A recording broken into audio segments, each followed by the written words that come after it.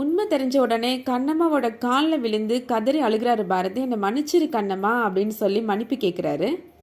வெண்பா இப்போ அங்கே வராங்க. இதில் உன் தப்பு என்ன இருக்குது பாரதி அப்படின்னு கேட்குறாங்க.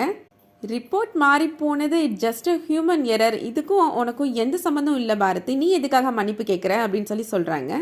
வெண்பா இப்போ ஒரு ஷாக்கிங்கான நியூஸ் சொல்கிறாங்க. சௌந்தர்யாவை பார்த்து சொல்கிறாங்க, ஆன்ட்டி நான் இப்போ கன்சீவாக இருக்கிறேன் அப்படின்னு சொல்லி சொல்கிறாங்க. அதுக்கு காரணம் உங்கள் பையன் பாரதி தான் அப்படின்னு சொல்லி சொல்கிறாங்க. பாரதிக்கு அதை கேட்ட உடனே கோபம் வந்துடுது. எதுக்காக வெண்பா இப்படிலாம் சொல்லிட்டு இருக்கிற அப்படின்னு சொல்லி கோபமாக கேட்குறாரு. வெண்பா உடனே சொல்கிறாங்க, நான் உண்மையாக தான் கன்சீவாக இருக்கிறேன், அது நான் கும்பிடுற சாமி மேலே சத்தியம் அப்படின்னு சொல்லி சொல்கிறாங்க. வெண்பா இப்போ அங்கேருந்து போயிடுறாங்க. வெண்பா சொன்னதை கேட்ட உடனே வீட்டில் இருக்க எல்லாருமே அதிர்ச்சியாகி போய் நிற்கிறாங்க. வெண்பா பொய் சொல்றா கண்ணம்மா, என் மேல எந்த தப்பும் கிடையாது அப்படின்னு பாரதி சொல்றாரு. வெயிட் பண்ணி பார்க்கலாம் அடுத்து என்ன வரப்போகுது அப்படின்றத. இந்த வீடியோ உங்களுக்கு பிடிச்சிருந்துச்சுன்னா லைக் பண்ணிக்கோங்க.